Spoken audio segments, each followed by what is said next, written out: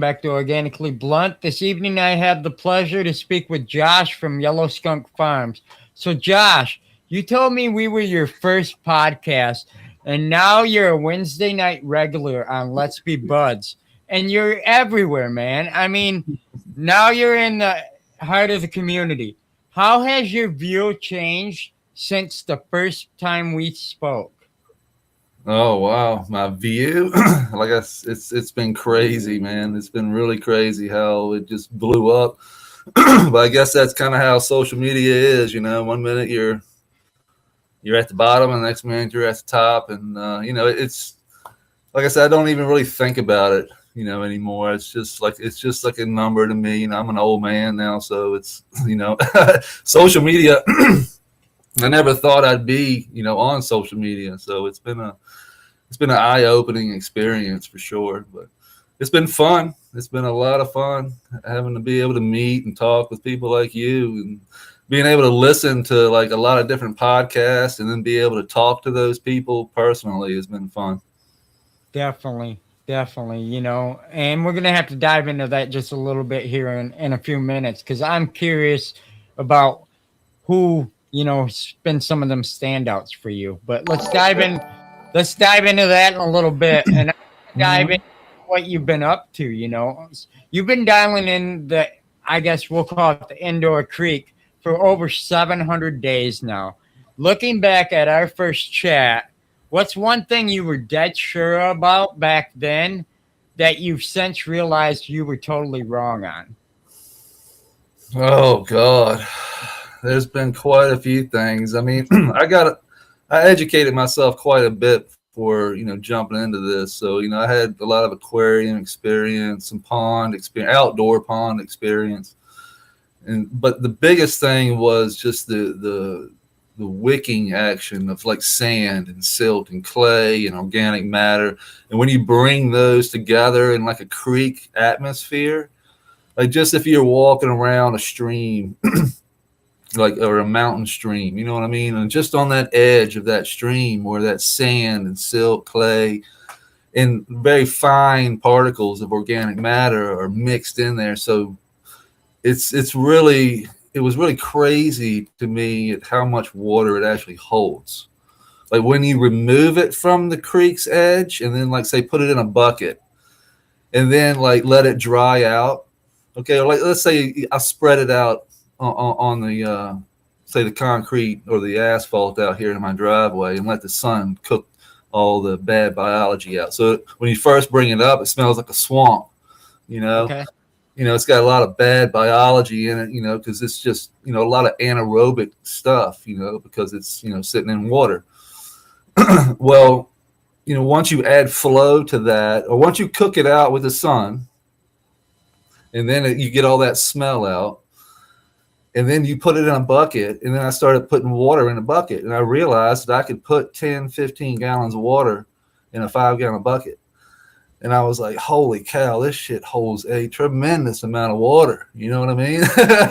Right. Yeah. It's made for that. Like the biology that doesn't get cooked, the biology that gets sissed up, and survives the heat, then comes back to life when it's put back into the aquatic situation. But when I add air and circulation to that water, it doesn't go anaerobic.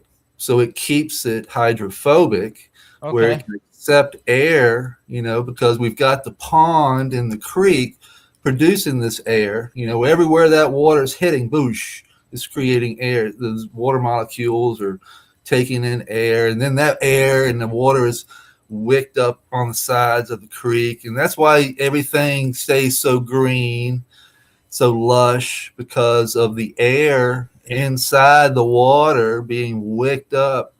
Wow. If it was stagnant, it would turn into a swamp. Right. It would be bad. That's why we need to separate that. That's why the horizons come all into play, and in the whole system. It's kind of like an earth box. Most people are familiar with earth boxes and how they set that has that liner there that separates soil from the bottom of the water where it's wicking up into that earth box. It's the Okay. same principle in the bed. except we're using Mother Nature, the natural environment, to actually do the Right. weight. So yeah, that's how it all Definitely. works. I got a unique question from one of our guests here, Mhm. and they sent this in last week. I had some people send in a couple questions, and one of them was, have you ever had experienced gnats in your environment or anything like that? And how did you combat that problem? That's a great question because that's a question I get a lot. The Okay. fungus gnat issue, like the bugs issue, the whole that all is there. Okay, so I haven't gotten rid of anything to say like eliminating things. Like I remove that mindset from my head when it comes to killing things now. So I'm Right. not in there. I'm not in there to kill things. And once I got that mindset out of my head, and I was like, Mother Nature will balance itself out if you put the environment in the correct form and in the correct manner. So, like, you know what I'm saying? Like, if we can maintain environment where good biology and good, things want to stay. Also, the bad, we need the bad with the good. So trying to eliminate bad is not the way to go in a system like this. You're going to eliminate a lot of good by trying to eliminate bad.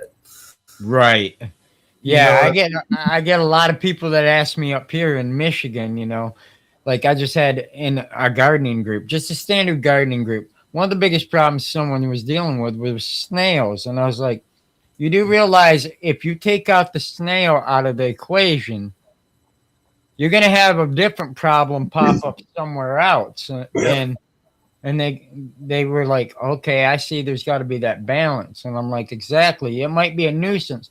And I just recently learned that personally, like you were speaking about the bugs and kind of being okay with it. The Mhm. I call them roly polies. I'm not good at bug names. That's the But the roll. isopod. Yeah, the Okay, isopod. Yeah. the isopods. I had a crap load, not like a crap load, but a crap load to me because I'm not a bug guy, but I do love living soil. Mhm. But I don't like all the bugs. I'm getting used to some of them still. And I seen them and I'm asking people how to get rid of them. And my buddy's like, you do realize them are like extremely beneficial. And I'm like, Absolutely. okay. I'm like, Absolutely. okay, so now I'm not so worried about them, but I was at one point trying to figure out how to eliminate them. Yeah, that's a lot. Like the question was, how do you get rid of the fungus gnats? And the fungus gnat issue goes away when the biology in the soil becomes so abundant, the diversity becomes so abundant that the poop loop starts to take hold. So what I mean by that is like, so Dr. Elaine Ingham, God rest her soul, we just lost her recently. Yep. That I learned that from her. That was one of the biggest things I learned, and it was so simple. You know what I mean? It was so simple the way she put it, and it just boom. It was like a light bulb went off in my head, and I was like a shit loop. I was like, wow, that's exactly what it is. And then once I learned that the shit loop ends at like bacteria. So once Yep. you're in your head, you got to think, all right, let's get to bacteria and fungi. And when I say fungi, this isn't like the fruiting body of a mushroom coming up out of the ground. This is like microscopic fungi that actually can attach itself to a root, like mycorrhizal fungi. You can actually Yep. go into the root, the rhizophagy and rhizosphere and like all these different things I've learned just from watching YouTube. But Dr. Elaine Ingham, she was like, yeah, just think of it as a poop loop. Everything has to eat, everything has to shit. So like you were saying, the isopods. If I didn't have isopods, the bigger organic matter in the bed would not get broken down into the next stage, of Right. being broken down. So you got to think a plant leaf has to be broken down.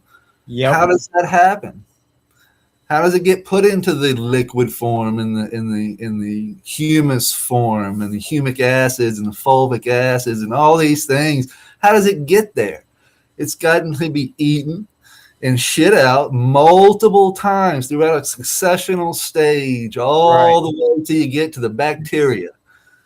And then the more bacteria you have, the more diversity of food you have. The bacteria is food for the critters, for all the microorganisms like the nematodes and the protozoas and all these things in the soil food web.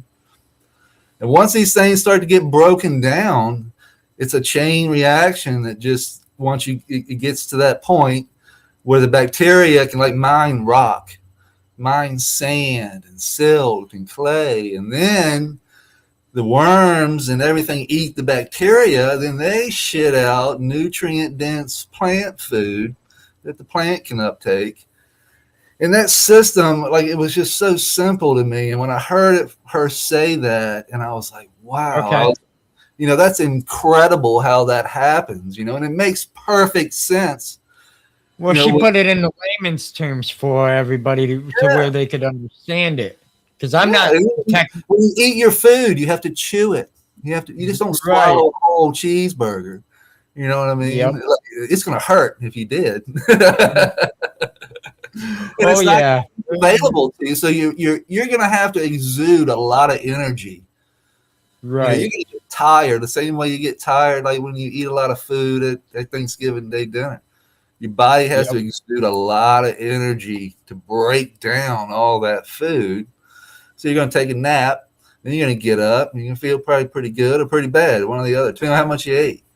Right. Same principle in oil. You know what I mean? Yeah, and then that's almost like what came first, the chicken or the egg question. I mean, because now you're running into the question: are we tired because we ate too much, or is there really something in turkey that makes us tired? It's both. It's both. Right. It's a little bit of both. You eat a lot, and you're gonna get. If you eat a little bit of turkey, you don't get that effect. It's only when you sit down and eat a lot of turkey and you eat a lot of ham and you eat a lot of this stuff, you pile it all in there. Now you get tired because your body's got to break it all down. Exactly. Yep. It takes a lot. It's all about energy. It's all about when you break it all down. It's all about power. Man, that's crazy. So another guest question I have here for you is, you named a couple different, I guess you'd say, like bugs and turtle and other things. Do you still have any of them still from when you originally started still in your environment? Yeah, everything. I've only lost. Yeah, when I first put in 8. I think I bought 8 bullhead minnows and pooter. So I bought 8 bullhead minnows and that goldfish that's in there, and I've only lost 2 bullhead minnows. Wow, that's it. The only 2, and everything else that I've put in there has been in there for over a year now, and everything is still looking great. Pooter's gotten. I mean, he's like a pound goldfish now, and the turtles, they start off when I first got them, they were big. I mean, like, I'd say silver dollar size. You know what I mean? Man, now they're like, that big. And I think we just got lucky and got, a male and a female. So I'm just now being able to tell that I have a male and a female. I know I had a female. I know Scooter is a female. I'm not sure about Cooter. Cooter's a little smaller, but he doesn't have that indention underneath his shell yet. But that usually comes later on when they get older. Yeah. So that's so cool. Yeah, it's fun. Yeah. Definitely. So you're making a pivot into, I guess you'd say, food production and everything that surrounds it in the environment. And you're building not only a whole new channel, but tell us more about the details of what you got going on here. Yeah, well, I decided to do, I was like, we're growing nutrient dense cannabis. I was like, why can't we grow nutrient dense food with it's the same principle, same soil, same everything. I mean, if you can grow great cannabis, you can grow great food. It's, you know, as long as you know the principles of nature, you know, that's really all this is. You know, I'm not some genius. I basically took everybody's ideas and was like, you know, if you put all these together, you know, permaculture, horticulture, aquaponics, uh, hydroponics, living soil, you know, dual root zones with aquaponics. Wow. It gets so. I just saw so many different people coming up with so many different ways to do and grow Right. these. And I was like, you know what? I was like, and then I kept hearing Elaine and like other people, like Marco is growing, and Leighton Morrison, all saying is diversity, diversity, diversity. He kept pushing diversity. You need to get this diversity in yours. And it took me like 2 years to figure the fuck out what they were talking about when it came to diversity. I was like, okay, we need diverse plants, we need diverse, you know, this, but I didn't realize it was diverse microbiology. Okay. Really is what it boils down to. So we need a diverse, because with each different plant we put in brings different bacteria, brings different fungi, brings different things to the table in that rhizosphere, because it's all about the rhizosphere. Because once I started thinking tiny, like microscopic, that's when everything started to change for me. You know, I was like, okay, now I can see, you know, I can see where this goes to the final stage. You know, we want to see where it goes all the way down to the final level. Like you said, where came first, the chicken or the egg? Right. Oh, Right. the Exactly. egg came first, guaranteed. Right. Yeah. Yeah. Yep. It'd be impossible not to. So the egg came Definitely. first. That's an easy question. Definitely. And that leads me right into my next question for you. You know, you're going to make this educational, and I love that. You know, anything educational is what I truly love. You know, I want to become a better educational person myself and a better educator. So I learn from people such as yourself. How would you break this down so somebody in a younger age group, let's say 10 years old, can absorb this information and take it in? Yeah, that's a great question too, man, because that's what I'm really getting. I feel like I'm getting better at explaining things because I'm learning myself. And that's what's cool. I haven't pre-learned any of this. Like people are actually learning. I wouldn't call myself a teacher like that. I'm not a teacher. Like I didn't go into this to educate. And if I Right. am educating you, I'm educating myself at the same time. Like this is real time education. Like I'm learning it as I learn it. I'm just passing along the information in a layman's terms, because I'm not a scientist, you know, and I'm not going to Right. try to be a scientist when I don't know. I'm dyslexic. You know, I can't read these terms. Like if I see scientific terms, I'm like, what the hell is? But when you put it in layman's terms, like if somebody says, like Dr. Elaine say, yeah, think of it as a shit loop, a poop loop. I'm like, okay, I can understand that. You know what I Right. mean? You know, she Yep. didn't try exudates, and if she does, she'll take it to that level. But she can Right. also give it to you like Jeff Lowenfeld. You know, he can put it to you in a way that you can actually understand what actually they mean when they say diversity, or when they say, you know, what is a nematode? You know, a nematode is a worm, a microscopic worm is all it is. Right. And they're like, just like you have different types of earthworms, you have night crawlers and red wigglers and all. You have different types of nematodes. You have root Yep. feeders, bacteria feeders, fungal feeders. It's the same with bacteria. It's the same with fungi. It's the same with everything in the soil. It's a Yep. diverse ecosystem that we have even yet to scratch the surface of. Not even Which close. makes it cool for me. You know, people like us who want to learn. This is something we'll never ever learn. We'll take it to our grave, continuing to learn. And that's what makes Absolutely. it cool. You know what I mean? That's what makes it fun and interesting, because I know that I can't be a master. You know what I mean? I can get good, and we can get good at growing plants. But as far as like mastering this, I mean, forget about it. It's like trying to go out and master golf. You know, it's always something different. It's always changing. You'd The have to weather's start at a always young different. age.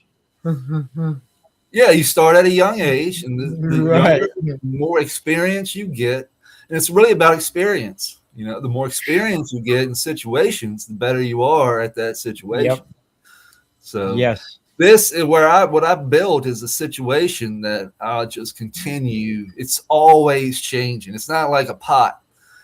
You know, this is a 12 foot by 9 foot bed that has aquatics in it, and it's layered in a horizontal system, like from Leighton Morrison. And if it wasn't for him, I never would have put, you know, horizontal layers into the system. And if it wasn't for Elaine, I never would have got into microbiology. If it wasn't for all these different people pointing me in the direction of, like, you know what, just copy nature. And that's what I mean by what, like, when you mimic nature. I'm not mimicking nature to like grow cannabis. I'm mimicking nature to grow microbes. Right. You know what I mean? The more diversity I can get, the more expression I'm going to get from the plant. Absolutely. You know, so it's all about diversity. So the more diverse I can be in the bed and pile everything up in there, aquatic, terrestrial, layered systems, clay, sand, Yep. silt, all these things will put themselves back in order by themselves. Like, the critters will do it for me.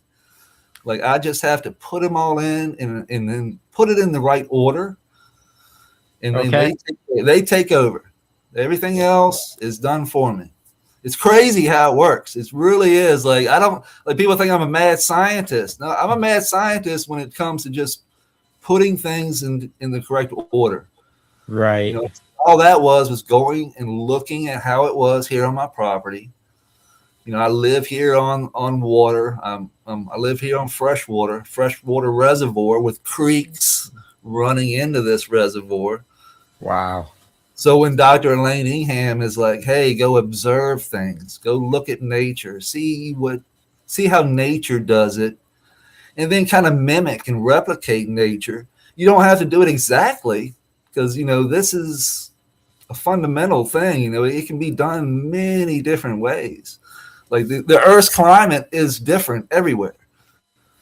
You know what I Right. mean? Once you Yeah. start thinking naturally, like, if the further closer you get to the equator, the warmer, more tropical it is. See, I'm up here in a zone, I think zone B or something like that. I think they just changed my zone here in Virginia, but I'm right on that line. You know what I mean? Of like tropic, like that, not tropics, but Yeah. like, you know, 70, 80 degrees, you know, most of the time. I don't really freeze that often, you know what I mean? But when I do, like here recently, it was like a 10 years since it's been like 20 degrees for like a week straight. You know, it's unlike you in Michigan where you get it all the time. Oh, I You can know? tell you how crazy it is right now. That's Yeah, why it took me a exactly. while. That's why it took me a while to get home. Yesterday, we were near 60 degrees. Yeah. Today, right now, it is about 20 degrees outside and it's snowing. We went from having no snow, everything melted, obviously at 60 degrees, to looking like spring, to now it looks like it's going to be Christmas again outside. And I'm like, oh, this is great. And it's Mhm. going to be spring in 20 days. And not if you're in Michigan, because we could Yeah, have. if you're in, it depends on where you are and what environment you're in, depends on what you can grow, right? Right. All right, so when we bring this inside, I'm just trying to replicate. In my head, I was trying to replicate a situation, but now I can replicate the situation in a climate that I can control.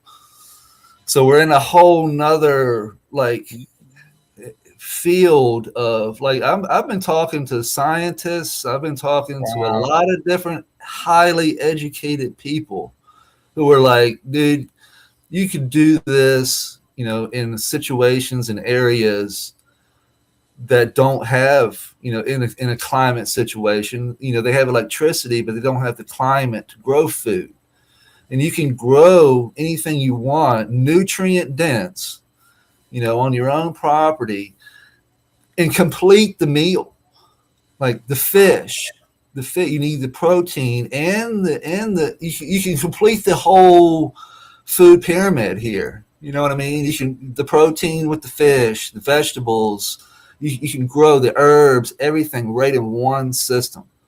And Wow. then you're also turning sand and silt into soil. So I'm literally the worms on the edge of that creek. I'm literally it doesn't take a month, dude. A month That's impressive. to turn that sand, silt, and clay, organic matter into worm castings, which we all know what worm castings are, which nutrient dense, biology rich, Yep. microbial rich. You know, if you look at a worm casting, it's nothing but a little tiny ball. Okay, it's a tiny little ball. Yep. And then Yep. you pile all these balls together and keep them from getting smashed.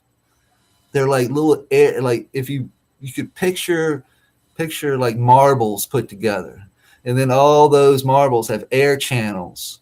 So air can flow through. And then each one of those little marbles is full of life that your plant is going to be utilizing. And then if you pile all this together, you get humus and humic acids Okay. that are already broken down and plant available Wow. 24/7 nonstop with zero dryback. Okay. So it's constantly turning and breaking down organic matter. Like, and that's what it's all about, nutrient cycling. So we're going to cycle that leaf nutrient that it took, and then we're going to put it back in the ground, chop and drop. Basically, we're going to chop the plant. You know, we're going to chop it all up, chew it up, and then we're going to put it back into the stomach. You know, into the soil, because the soil is my stomach. So you got to think about it the same way. So if you Yep. think about it the same, this is what you asked me if I was going to explain it to a child. Yeah. Let's say, all right, we're going to take this apple and we're going to we're going to eat it. We're going to get the nutrient inside this apple. Well, where did the apple get the nutrient? The nutrient came from the soil.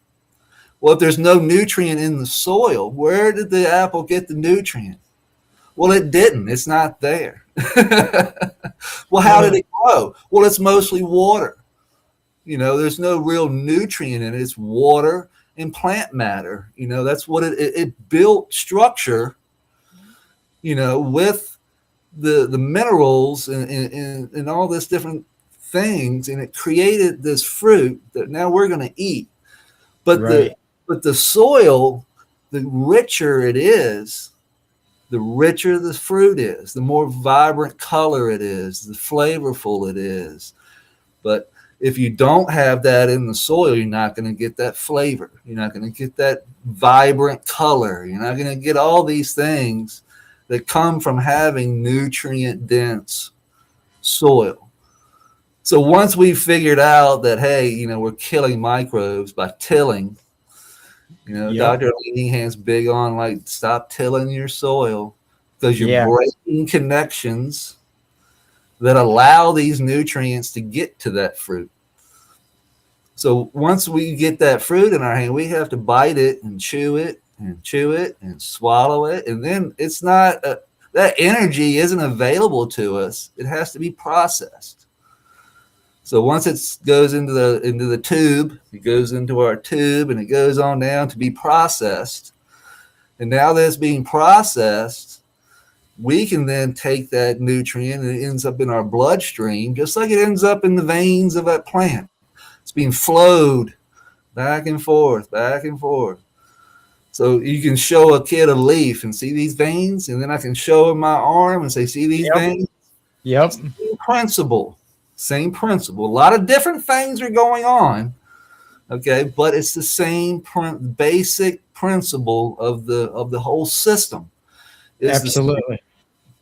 so the heart has to pump to move that flow. Well, the sun is giving energy to the plant to move that flow. Yep. Same principle, same system, but just different pump. I You like know, the way you explain it though, because while you're explaining it, me as a person, I'm visualizing different things. Like when you started with the worm castings. Now, me on my personal experience, I've actually seen big, and I'm talking big, because Chris at Country Roots does his own worm castings, and he yeah, does it for his own products. So yeah. you can imagine how big his worm beds are. They're Huge. huge. And I've seen it firsthand, and I've seen compost piles big as buildings that are steaming in the winter, and I've seen them lay out bokashi the size of a freaking building, Yep. and I'm And just that's thinking, all, and it's all for one purpose, yep, yep, and that is to manufacture an area to create microorganisms. yep, and it's That's what it is. amazing. That's all it is. And each different pile is going to have different biology in it. So hence the diversity. So you got bokashi, you got compost, you got worm castings. Each Yep. one of these things has different microorganisms in it doing the nutrient cycling of the earth. And that's how the earth's been here for billions of years. It don't need us. Right, right. It don't If need us. anything, we made it worse, possibly. Yeah, but we can make it better. That's the cool Absolutely, thing about it. yes, That's the cool yes. thing about bringing something like this inside. It's because I can actually observe and learn constantly. And that's what it's all about, to being able to educate myself so then I can turn around and show everybody else, like, look, this is what I'm seeing. I don't know scientifically terms of what I'm seeing, but I'm seeing this do this, and then I can contact people like Elaine or like Leighton Morrison and people who actually know, or Right, may know. They may not know either. I may be showing them something that they've never seen. You know what I mean? And that's kind of what's happening. Like I'm noticing, like I'm turning sand into soil really fast. So wow. imagine this in Florida, where everything is sand. So I've got a buddy who I grow soil. His name's I grow. His name's Mo. Maurice is his name. He goes by Mo. I grow soil, and I'm gonna tell you what, he's gone through. Matt Powers. That's another name, Matt Powers. I haven't I know mentioned. Matt. Yeah, Yeah. huge inspiration to me, dude. I've been listening to him for years, and he's got a class, an online microscopy class you can take. Well, anyway, my buddy Mo went through this class. I sent him some soil. So out of each pocket, so I have 4 different pockets in my Sure. bed. Well, I sent him samples from each one. And then he puts it on a scope. And now you can see this on my YouTube channel. I've got it up on one of my posts on YouTube. Oh So wow. my YouTube. You can watch the video. And these guys are the diversity in this, and it's coming from that line of succession. So where we go from the creek to the soil, from aquatics to terrestrial, that Man. line right on the edge, I'm telling you, it's where all the action happens. It's where it's mind blowing how fast things get turned into worm castings, and how fast and how it just keeps coming. Like it just keeps working. All I have to do is add more, just sprinkle a little more into the soil pocket, and it just wicks that water. That creek water will wick right up over the creek wall and into my soil pockets. So as Wow. long as the creek is flowing and it has air in it, so it's aerated like a compost tea. Okay, picture a compost tea, you bubble it all the time. My Yep. pond is bubbling all the time.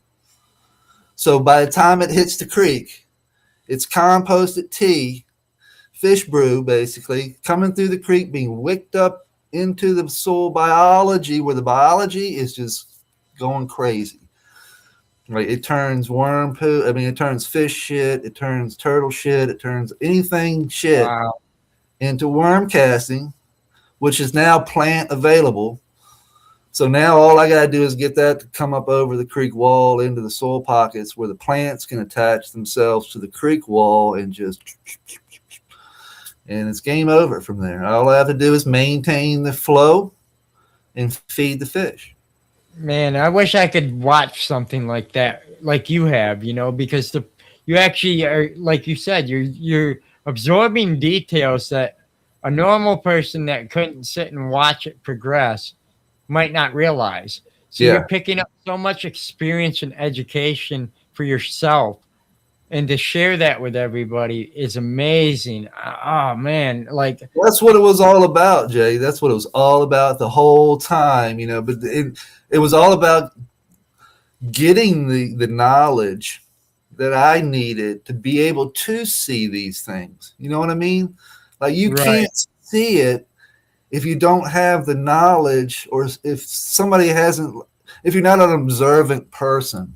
I'm a right, very observant person. Like when I go out, but I needed somebody to kind of tell me, hey, look, go observe this. Go yep, look at this, because I wasn't doing that.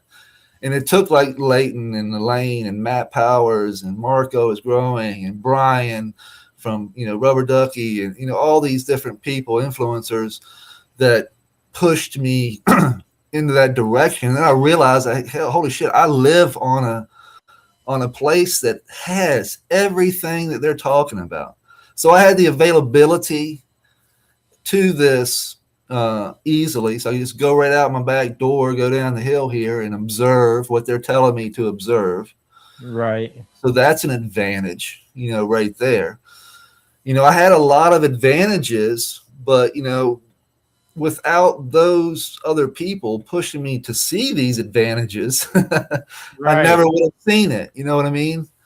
You definitely are That's gonna why I fill a give back void. to the community. That's why I want to give back to the community and let Yep. the people realize, like, hey, the information is out there if you look in the right place. Right. Well, now you're gonna offer a place where they might come along and come across you when they're looking, because you're gonna fill a void. I know you are. You got to find that void. And you found your niche, and you're gonna be able to educate on things that people ain't even gonna know that they need to know. Like, and that's what's great. That's what happened to me. That's what Yep. happened to me. Like I Yep. was just telling you, like I didn't even know I was supposed to be looking at these things. Like, I didn't know that a plant, like I didn't know a rhizosphere. What the fuck was a rhizosphere? I didn't know what a rhizophagy, or any of these things that all these, like a lot of good scientists, who are actually in the laboratory studying this stuff, so that they can then, those guys like Bruce Bugsby and Dr. Elaine and these people like Matt Powers, who can actually educate themselves, or who are smart enough to educate them. I would never be that smart. I'm not the science guy. I would need that Matt Powers or these people to tell me, to point me in that. But once I Right. see it, that's my kind of superpower. Like once I see it, like I can piece it together and like, holy shit, like light bulbs start going off. And I'm like, you know what? We could do that. We could bring this indoors. And a lot of people are scared of the critters. They're scared of the biology. They're scared of the fungi. They're scared of all these things. But all these things they've been educated on, and then we've educated ourselves to know what's good, what's bad. We can combat this with this. If you start seeing this, we can just need to add this. It's a fine line, like a recipe when you're making a cake. If you miss the recipe, You're not going to get what you were looking for. But if you piece it together and put that recipe together just right, you get beautiful things, you know. And it doesn't have to be the same recipe to get a cake. You know, there's lots of different ways to get the cake. Oh, But yeah. the better the ingredient, the better the cake, you know. Better layers, better cake, you know what I mean? So when I put a shovel in the ground, I start seeing layers, you know. That's when the horizontal soil, that's what we mean by horizon. If I was telling a 5-year-old, look, this is a layered system. Things fall on top of one, boom, boom. This is over millions of years. It's just been done, done, done. But not only has it been stacking, it's more than just stacking. It's actually the rock and the sand and the silt and all these things were broken down by bacteria. So the earth used to be just a big rock. You know, where did all the organic matter come from? Where did all the mineral come from? It's been broken down over billions of years and turned into what we have today. And it's still being broken. And it'll always be being broken down until the earth is, you know, gone. Right. But it's a constant cycle. When the cycle stops, we stop. Yeah. Yeah, it'll be a scary day that day. It'll be a scary day when the cycle stops. And it's probably going to be because the sun is blocked off and the energy source has been taken away. Right. So that's where the lights come into play. We have these great lights, you know, on the market now that can all not replicate the sun. We can't do that. But the LEDs that are out right now are unbelievable. You can tune them and you can get different spectrums and you can do all these different things with them that you couldn't do 2 years ago. Right. You know, I was going to ask you about that if you were still using that. Yeah, I'm using the Grandmasters. Actually, he's getting ready to send me some of his new stuff. Oh, sweet. Yeah, and I'm excited because he's bringing in the UVB, UVA lights. He's bringing in, you know, just good stuff that's going to be coming. Like they're getting crazy, dude. You're going to be able to. I can already mimic the sun up and down. I can already. Wow. I can. It's 4 different channels. I know people don't really understand. Most people won't understand what I'm talking about when I'm talking about channels, but I have 4 different channels that I can cut on and off, which saves me a tremendous amount on energy. Yep. You know, these are 1,500 watt lights a piece.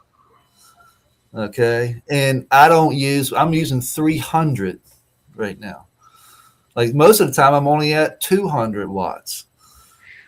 Because you just don't need it. You just don't need that kind of power. Unless I'm in a huge facility, you know what I mean? But I have Ferrari lights that when I really, you know, I want those Ferrari lights because they're adjustable. Yep. And I can play with, I have lots of different types of plants in here. So that's another thing that I'm realizing really fast is that the light spectrum is going to really determine what flavors I get, what colors I get. Basically, the whole 9 yards is dependent on spectrum and the light intensity, how far away from the plant is it, the environment that the light is in, the environment that the light wave has to actually flow through. You know, all these things, man, the reflection of the water, the light off the water coming back up underneath the canopy light. There's so many things that come into play in a system like this. It's like playing golf. You go out there and a good golfer is going to read the environment. He's going to read the wind. He's going to do this. He's going to throw some grass up. There's so many different things that an amateur just wouldn't do. You know what I mean? He's going to go up there and hit the ball. Who gives a shit?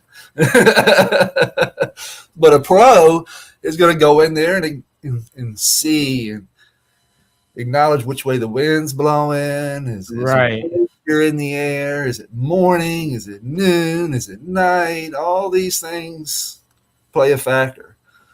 And it's crazy how it does. It's being able to see it too is really wild. I can change that spectrum and get a totally different effect. Well, that's what's gonna lead me to my next question is, okay, you got the whole environment in there. You got your whole creek and your pond and all this stuff and all these plants surrounding it. So, these lights are made where, let's say you're growing cannabis. We're just going to use that for an example because that's what we're here for. Yep. The spectrum and the recipes you load into it are for that. How do you come up with a spectrum that's universal enough across the board that everything can prosper and grow together? Like, you might have your fern, not saying you, but just in general, ferns, and you might have clover, and you might have, ragweed, and you might have this and that, and all this and that in your environment. Algae. Don't forget algae. Yeah. And the sun obviously gives everything from way, way up. And your lights, not only would you have to have a certain brightness, I'm just trying to figure out, trying to comprehend this, I guess you'd say. Well, that's what I'm dialing in right now. Okay. That's exactly what I'm dialing in right now. And I've learned a lot this year, and especially when it comes to the spectrum. I noticed that when I add the deep reds in, I don't get algae blooms. Wow. In the water. When I take the deep reds out, I get the instant algae bloom the next day. That's crazy. So they don't. The algae does not like that deep red spectrum. Okay. All right. So these are the things. Like I'm growing multiple different cultivars of cannabis, not only just one cultivar, but multiple. So that throws a whole nother, because if you're familiar with cannabis, you'll know that not each cultivar likes certain spectrums of light. Like some will thrive in the red, some hate the red. Yeah. You know what I mean? So it's a fine line. You know what I mean? And that's what I mean by being able to adjust these red. I can turn the red on and turn it all the way down to where it's only 10%. Wow. Or I can turn it all the way up to 100%. And that's going to give me the PPFD and the DLI is going to differentiate as I adjust that spectrum. So, and really adjusting spectrum is just intensity, of the light. It's the amount of wattage going through the diode is what we're adjusting, you know what I mean? But the plants, I'm really noticing that the cool blue, like the cooler it is in there, like instead of that red, like you get the red, and then when you walk in, you can see kind of that gold hue in the room, you know what I mean? And then you remove that gold hue and you just get that cool white spectrum. Wow. Everything loves that cool white spectrum. Like, and I noticed though that you don't get with the cannabis, the red is there to kind of push those terpenes, kind of push that color, push those, that secondary metabolite, that stress you're looking for, I guess, in the plant. You're looking to stress that plant out, but not too much. You don't want to stress it to the point of looking deficient, but you want to give it the stress that you're looking for to push secondary metabolites or push the flavor that we're looking for. So I'm looking for flavor.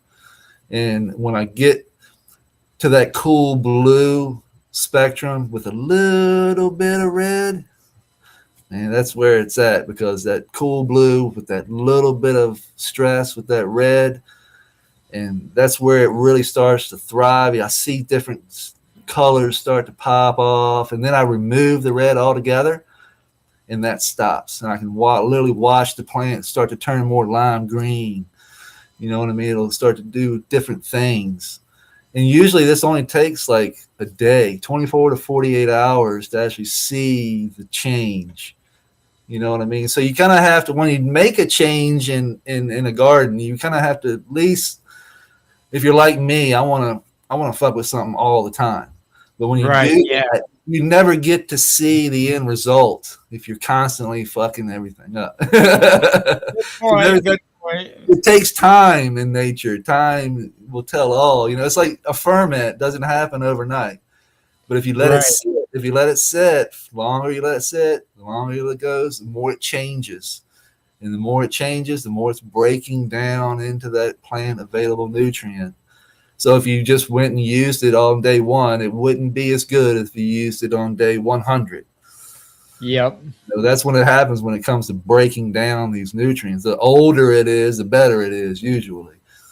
Because it's had time to break down, to that all the way down to that liquid form where the plant can uptake it. Absolutely. So it's really cool how the whole system works, man. It's like the whole natural system. But then if we could add our, the human aspect, like the science behind it. So if you can take nature and mimic it and then add the science to make the mimic better. Right. Now we're moving into territory that nobody's really, tried to see before, unless you're in like a greenhouse atmosphere. But I'm in like an indoor, enclosed, I don't have any sunlight. It's just a door that you open up and go into, you know what I mean? So I'm trying to do all of this in an enclosed environment, in a 500 square foot environment, a small area that we're turning sand and silt and clay into organic, rich material that a plant can uptake. This means that I don't have to add amendments. I don't have to keep adding kelp meal, alpha meal, and all that stuff. I don't have to water the bed. It waters itself. So that's the big aspect. The big thing about this is that once you set it in a super soil, then it's all about chop and drop. So everything those plants are pulling up, all that nutrient they're pulling up out of the ground, we have to put back in. So how do we do that? And that's with chop and drop. Everything that we're not consuming as human beings, we're going to put right back into the soil and let those isopods start ripping it up. And then take that they'll rip it up, shit it out, and then it'll go on down to the next stage until we get to that humic and fulvic acid stage where the amino acid, it's so incredibly complicated, dude, that I don't even try and understand the science and chemistry behind what's going on in the soil. Like, that's what a lot of people are focused on, is chemistry. Yeah, right. And I'm focused on the complete opposite. I don't even give two shits about the chemistry because I know the chemistry is being done by biology. Exactly. So if the biology is there, happy, and has a home to do and live and thrive, they're going to do the chemistry for me. I don't have to worry about it. Right. Yeah. I was not good at chemistry in school. So it was like, I did great in biology. I did not do good in chemistry. No. I didn't know any of this shit 3 years ago. Wow. I didn't know any of this. Like I grew up on a farm where my grandfather threw, NPK and sprayed fucking trees. I mean, it was old conventional farming. We tilled all the time. That's all he did was till. No mulch, no nothing, just till, throw NPK, grow the plant. We were already on good soil, good loamy soil. So he really didn't have to do much, but throw some NPK down and combat the bugs with the sprays. That's all I ever knew growing up. It wasn't until I started growing cannabis, like COVID hit. Hey, let's figure out how to grow. I might not be able to get to the store. The store might be closed. So how can I grow with what I have available here on my property and grow high quality? Because anybody can grow a plant. I mean, it's really easy. But growing high quality cannabis takes some skill. I learned real fast. Because at first I was like, oh shit, it's just a plant. But growing high quality cannabis is a skill. Hands down. Absolutely. And I've mostly been an outdoor grower, so indoors I've been making some mistakes. Even now, I've been doing this for a long time, and I still make mistakes. Like, Yeah. I haven't let the cat out of the bag, but I'm gonna let it out of the bag right now. Uh, the Blood Moon gelato that I'm currently growing that has gotten massive and overtook the tent. The reason it got massive, I thought it was genetics. Well, Mhm. no, it was, but it wasn't. I made a mistake and didn't realize it. So I went to scale back to flip the flower, and I'm using a new digital timer that's connected to my cell phone. Well, it took the 6 hours I wanted to cut off my time and added it to the back half. So then it just added 6 hours. And the light was on all the time, and I didn't realize it because I'm always gone. And finally, somebody spotted it in my Discord, and they were like, I think your timer's not working because you think you're in flower. I'm like, man, thing's taking forever to get in the flower. Like, what's going on here? And well, come to find out, that's what happened. So That's what happens when you blast it with the sun for 24 hours straight. Yeah, it right, grows. It grows big. because I thought I flipped it back in December, like December 17th, and here we're in February. Well, going to be March tomorrow, and I'm Yeah. only 5 days in the flower flip now, and it's like, oh shit. You're gonna have a monster on your hands when you flip. I added a scrap. What do you do? Just go ahead Yeah, and cut the tin off. Cut the tin off and let the thing just grow in the house. Just let it go. I wish I could. Because I've got it. I'm not a scrogger. I'm not Northern scrogger. I know nothing about scrogging, but I added it to these massive plants just to try to get more of a horizontal canopy. And I've got it weaving, and it's working, and they're starting to turn up, and it's not pretty at all, but I think it's going to work because I lollipop the shit out of them too. Like, I put through the whole kitchen sink at these things. And one guy's like, you're going to have to cut them things in half. And I'm like, there's no cutting these in half. Like, if it gets to that far, I'm done. Like, I'm sorry. This ain't going to turn out if I have to cut the tops off. I'm going to tell you that. Good experience. It'll be a good experience for you. It'll be a great experience for you. It'll be like me in that land race I was battling. Remember that land race I had? It was. Oh, yeah. Yep. I had to top it like 15 times, and it still went through the roof. I defoliated this thing. I kept defoliating and I kept telling him, Chris, I'm like, man, I flipped to flower. And he's like, man, you got a lot of leaf matter in there. And I'm like, I know. I said, I don't know what's going on with this plant, but I've defoliated it like 5 times now. And like, you would think the buds would be performing and starting to grow. Nope. She's just growing. She's just growing. I was giving it like 19 hours a day light every day. And you had to throttle down to the floor, man. You were just Ferrariing that thing right on through. You were pushing so many exudates down to that soil. You were just overloading the microbes, and they were just feeding that plant like crazy. Yep. That's exactly what was happening.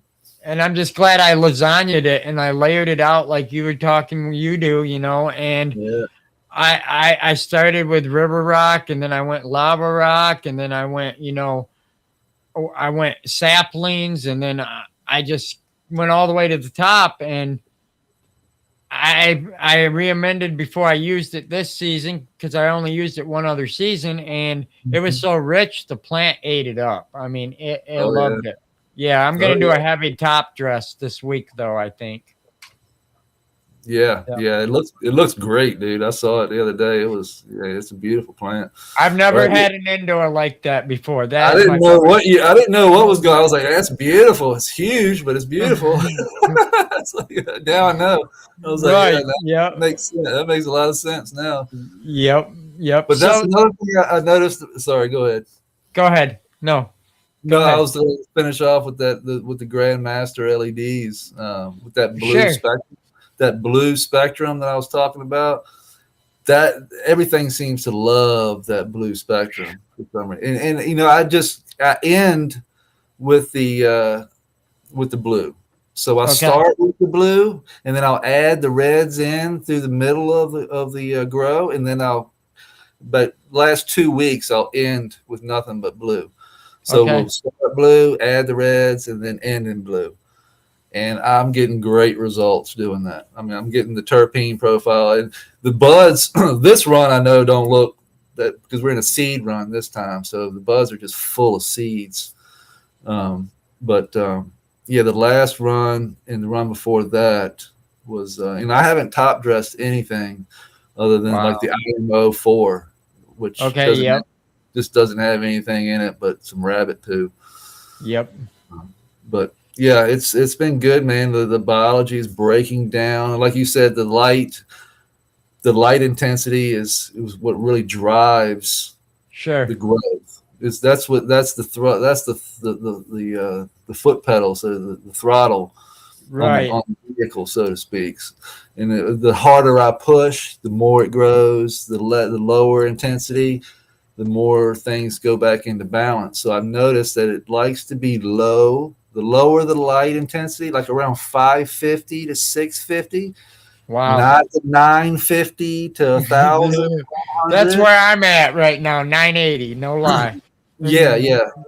And that I noticed that's where the burn starts to come. That's where I have noticed a little bit, yes. That's where the tips start to put. And that's, a lot of people say that's, you're pushing, a lot of good things into that bud. But I'm here to tell you that I like to think of it. I told my buddy it's like if you're a fisherman, like if you catch catfish or like fish in general, the bigger the fish, the tougher the fish is to eat.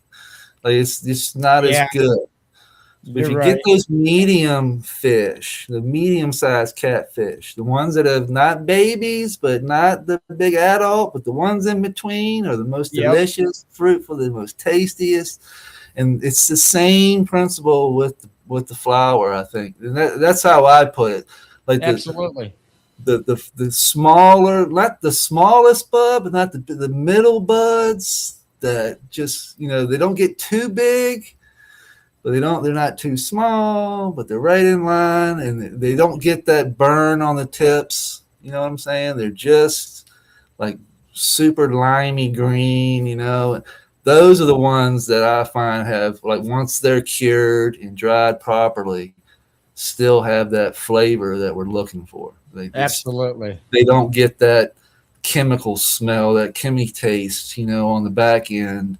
You get that fresh, clean smoke all the way through the back end, all the way back into your throat. And then you get that punch to the lungs, and it just expands in the lungs. Oh, yeah. And, that's what I like. I want the flavor, and then I want the expansion. Yep. And that's a lot to ask for when you're growing. It is.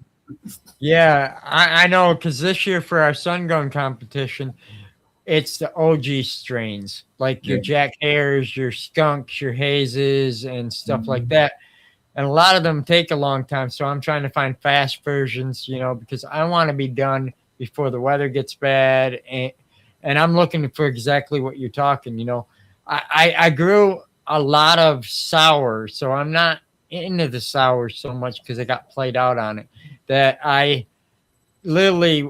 I love that gas, but I got to have a little bit more fruit on the front side, because that's what I like too. And I was at a place today, and dude handed me some sun grown, and I was like, wow. I was like, if that had just a little bit of candy on the front end, or a little bit of just some flavor, if it didn't just hit me so hard, at the front end and the back end. I love the hit at the back end, but if it was just a little smoother on the front end, it would be perfect.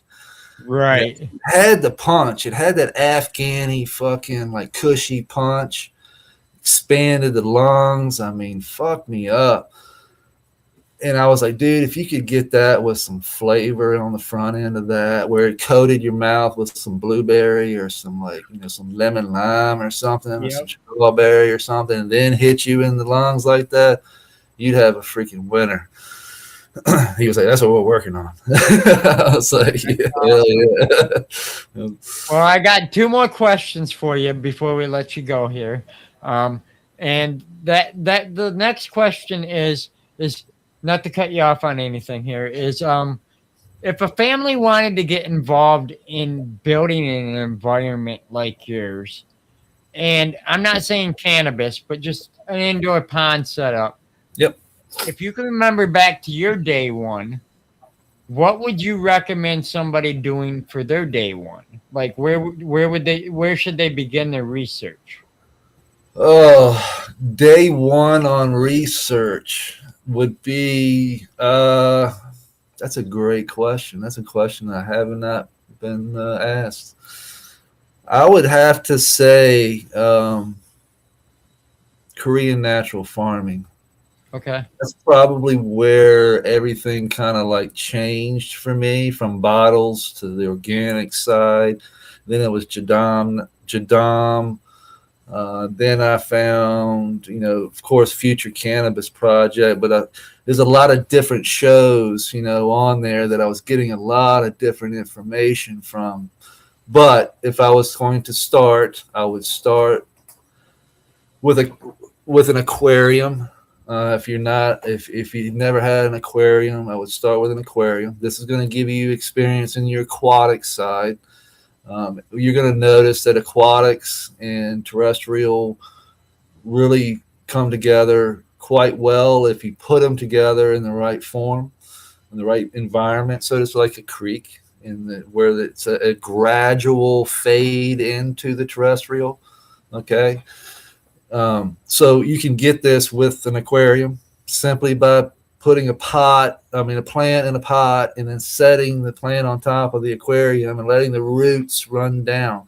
So as long as you separate soil from the water and just let the roots go down, you're going to get it's called a dual root zone. So you're going to get Wow. the soil aspect of it. You're going to have living soil biology, and you're also going to get aquatic biology. So the roots are going to be you're going to have the aquatic side feeding your roots and the terrestrial side. And Wow. you're going to notice that you're not going to have to water the plant, the terrestrial side. You shouldn't water, because then the water is going to run through the pot, through the holes down into your aquarium, and push that organic matter down. You don't want that. The Right. roots will wick the water up into the soil, and that's how that underground wicking system, just like in nature. If I'm going to build a house, one of the first things we're going to do is make a foundation, but the second thing, we need water. We got to drill. I got to drill down to the water table and pump water up to where we can get water in the house. It's the same thing. The roots are going down to that water table and wick water back up. That's how these oak trees and all these trees live for so long. They get so big, they're tapping into that water table and pulling that water up. This is how they get away with not having water for, months and months and months. They're wicking this water up from the roots go deep, and if they don't go deep, the wind blows them over. Right. You know what I mean? So they don't last very long. Oh, I But know yeah, exactly what you mean there. We get straight line winds in Michigan, off of Lake Michigan. I'll tell you, 70, 80, 90, 100-mile an hour winds, trees flying over, and you're like, holy cow. yeah. And if they're not falling over, that means they got a good root system. Right. They're tapped into that, deep, and they're rooted in there deep. They got strong roots. It's the same. I'm trying to do the same principle in soil here. And if your question was, where would I start? I would start with an aquarium. I would start learning aquatics. I would start learning natural farming. I would start learning the soil food web. The soil food web is a must. Like, once you understand the cycle, not there's lots of cycles. You got nitrogen cycles, carbon cycle, you got all these different cycles. I'm talking about the basics, the fundamental cycle of nutrients that are being same process as what I'm eating, and chewing and swallowing. This process, this cycle process, this shit loop, the poop loop, so to speak. That's where we start. That's where we'll end. We'll end on the poop loop, because that's what it all boils down to. That's how the planet is still here, and it's still here without us. Having nobody feeds the forest. We're not out there feeding alfalfa meal. We're not out there feeding kelp meal. We're not out there feeding bone meal. All these things are already there. Yep. They're already there. Bone meal. When an animal dies, decomposes. You get blood meal in the ground. I didn't know that for the longest time. I know it would call me guilty. Way before I got into growing, I knew a blood meal, and I knew a blood meal worms and stuff like that, but I did not know anything. And I was like, and I started doing research just like you're doing, like wanting to get experience and wanting to know how I could make my own amendments. And I'm like, and I asked AI, because I use AI a lot. I use it as a tool. If you use it as a tool, it'll benefit you. Absolutely. And I asked it, where does blood meal came from? And it told me that. And I'm like, whoa. I was like, I guess that makes sense. I would have never guessed that. I would have thought it was some kind of, I know it's weird, but like corn or rye or wheat, something you dry up and you grind up. I didn't know at the time. Yeah, it's when you start, it's a mindset thing. It really is a mindset. Like I said, I didn't know any of this 3 years ago, but when I changed my mindset to nature, like to mimic nature and to actually learn how it works, like the fundamental basics. I'm not talking about the science here. I'm not talking about chemistry or geology or all these things come in. And when you put all those together, you get nature. Yeah. That's what we're trying to figure out. Science is literally, as we speak, trying to figure out how it works, trying to figure out how we got here, how it all started, how deep does it go. We know most of all this now, except for what bacteria and fungi in the diverse amount of different types there are. That's what we're learning right now. So they're literally are counting bacteria in microscopic slides now. Now I can't even explain to you how difficult that is. It looks like a fucking universe down there. If you've never seen it before, real living soil, it looks like a freaking universe. It's amazing. amazing. Trying to figure this shit out and what each little thing is doing, it's mind-boggling. But they're figuring it out slowly. And now with AI coming along, with the two, we're going to get AI and some really smart people. Absolutely. Who are going to figure this shit out.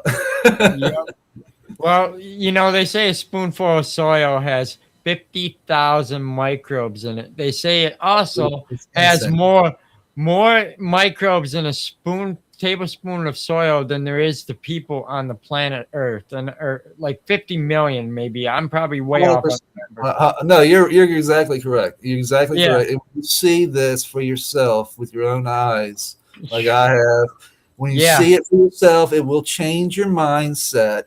If you know what you're looking at. See, if I had looked at something like that 3 years ago, it would have been like looking at Japanese arithmetic. Right.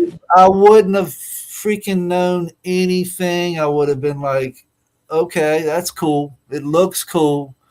You know what I mean? If I didn't understand what was going on, like the cycle, the process of what these things were doing, it would have been nothing to me. I would have just passed it on, and like never went back to it. Like most people do when they see something like that. It's like, I'll never figure that. I'm not that smart. You know what I mean? Right.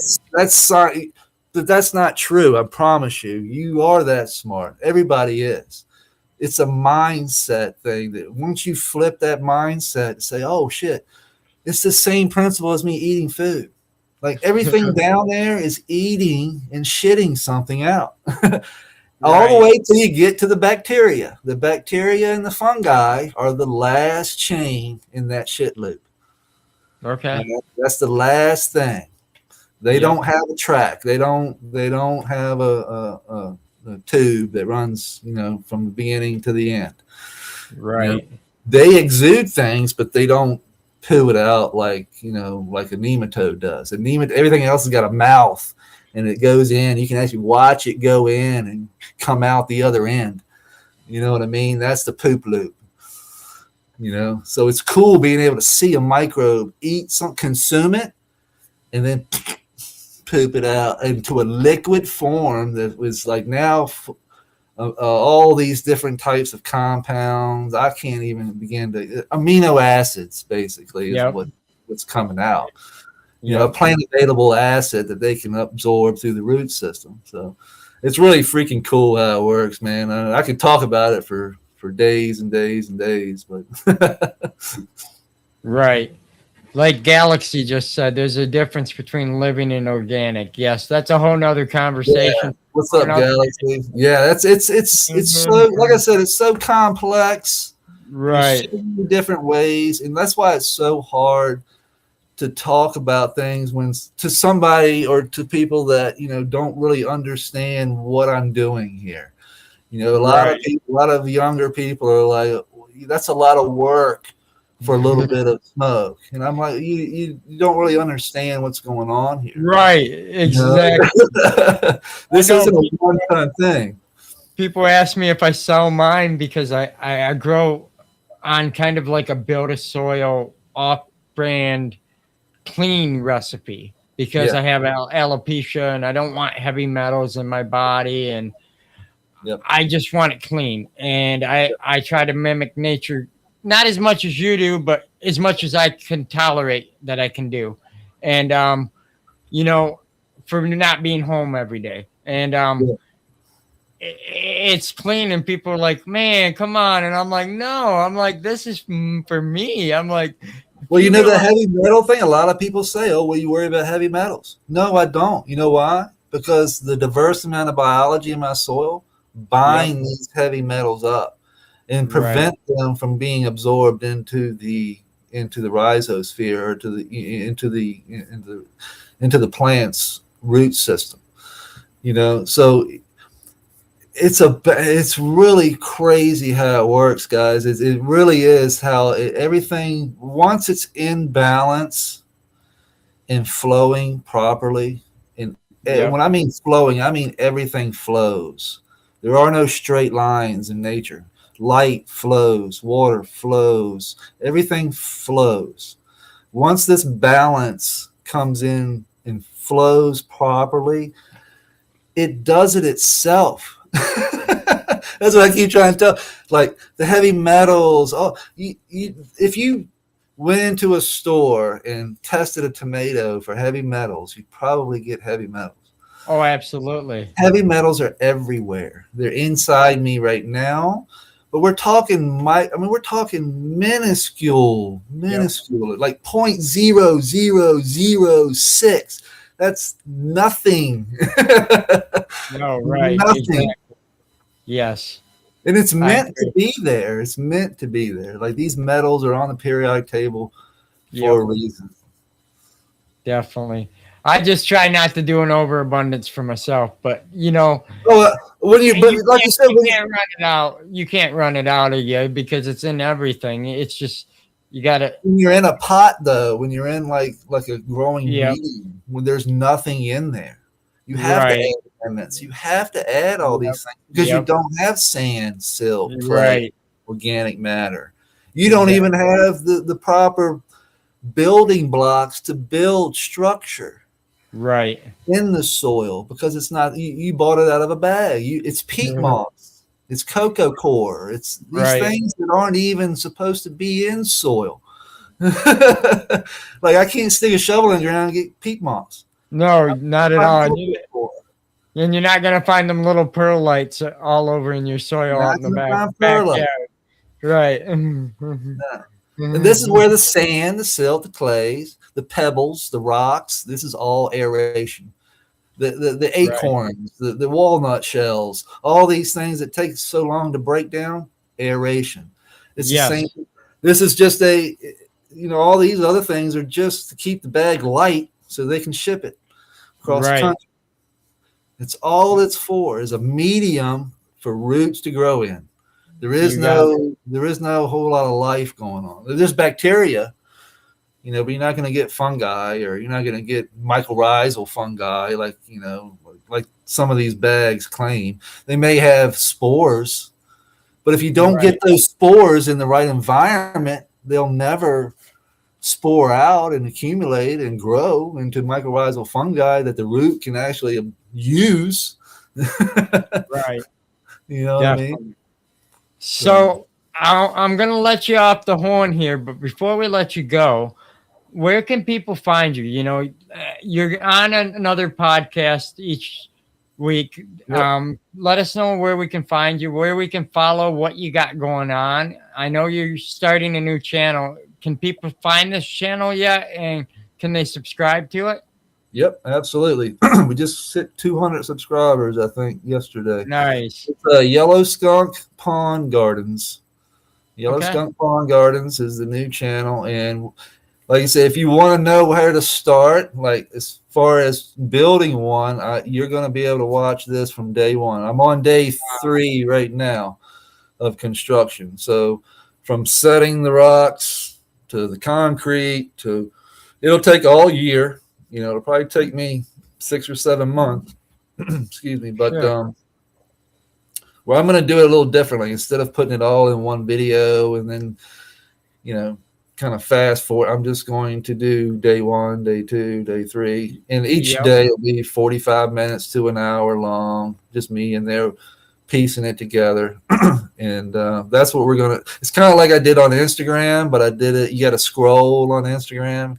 So on YouTube, you'll actually be able to hit the video and just watch the video from day 1 all the way till we finish. So you'll Yeah, get to and you can daisy chain them together so that way the next recommended one can Yep. almost automatically play in their player, so that way they don't have to go searching for the next one. I'm not smart enough for all that, but I know it's possible. Yeah, you just hit play on playlist and it'll just play them in order. Sure. Yeah. And it's kind of like I'm going to do the same on Yellow Skunk Farms. But That's awesome. Yellow Skunk Pond Gardens is basically going to be just for food, and it's kid friendly on YouTube. So it's going to be kid friendly. You won't see any cannabis on there. You'll just see food and fish and turtles. I love it. We're gonna kind of mold the two together. Yeah, we're gonna grow just food, and we're gonna see. Wow. We're gonna have a pond, a whole new creek system. We're going to set this one up the way I would, basically everything that I've learned from the There you first go. one, we're going to transfer over and do some things differently. The creek will be a little deeper, a little narrower. So we'll have more room, because I've noticed that's one thing I've noticed is that the creek doesn't have to be wide. It can be a narrow creek and still get that wicking effect and still Wow. get the same effect, same biology. It just has to be big enough because it's a filter, so we have to pump enough water out into the pond to filter. Well, what am I saying? We got to filter the pond water through the creek, because we don't have a filtration box. There's not a filter pad. There's no pads or anything. So all the water that gets pumped out of the pond is being filtered through the creek and the creek's edge and the algae that catches it and the roots that grow down into the creek. All these things are cleaning the water as it flows through the creek. Wow. So all that poo and everything gets trapped, gets wicked up into the worms have access to it. Once the worms get a hold of it, they spread it out all throughout the bed by just doing what they do. So yeah, it's a cool little system. Oh, Yellow Skunk Farms is Yellow Skunk Farm, Yellow Skunk Pond Gardens, Yellow Skunk Farms is where you can find me, and you can find me on Let's Be Buds too, because Okay. they took our first channel down, Let's Be Buds, so now I it's was Let's wondering what happened. I was like, I kept seeing the 2 pop up, and I'm like, did I put that there on accident? I'm like, did I make a No, typo? they took it all down. They removed all the videos, like 200 episodes, just poof, gone like that.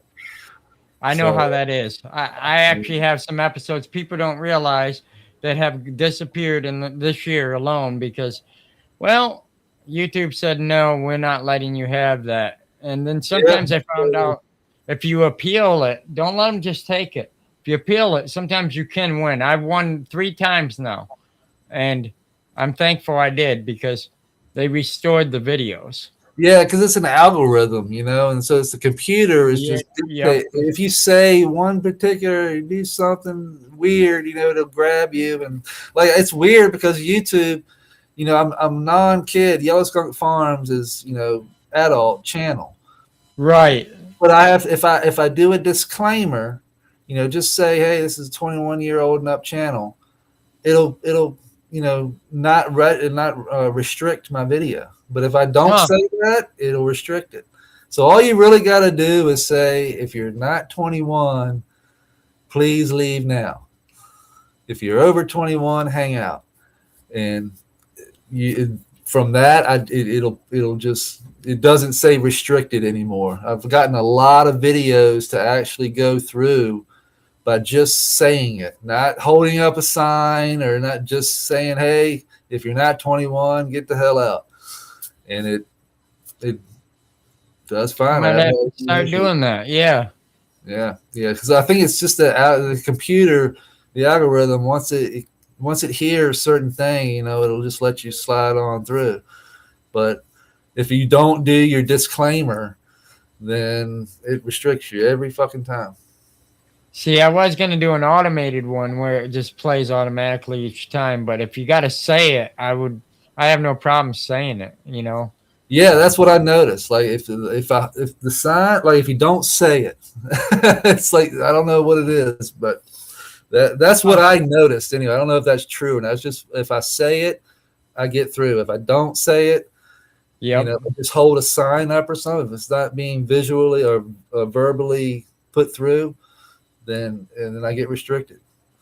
So it's got to be the AI somehow. It's got to be the AI algorithm, catching the voice or catching whatever it is. You know what I mean?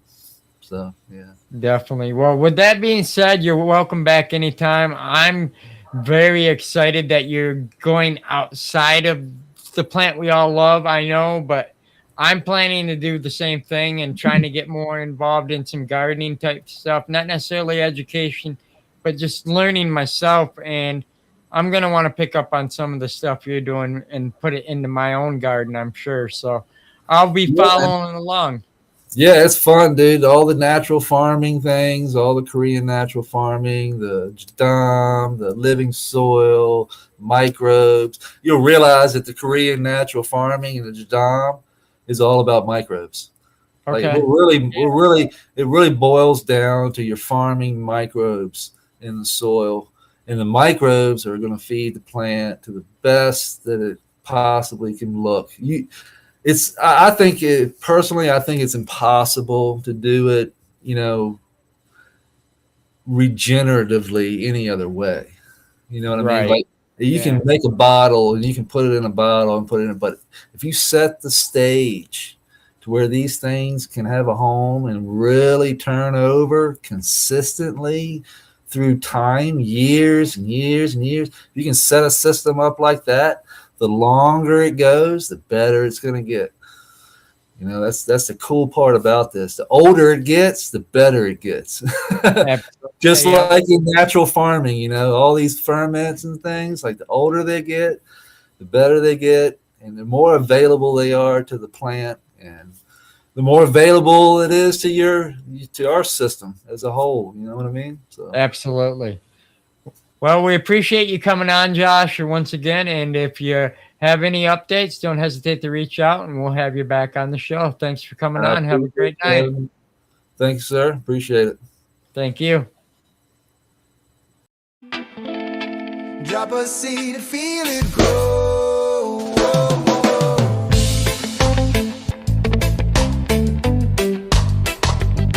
From the soil to the sun, we're all connected one by one. Our roots spread deep and the love is strong. Together we rise.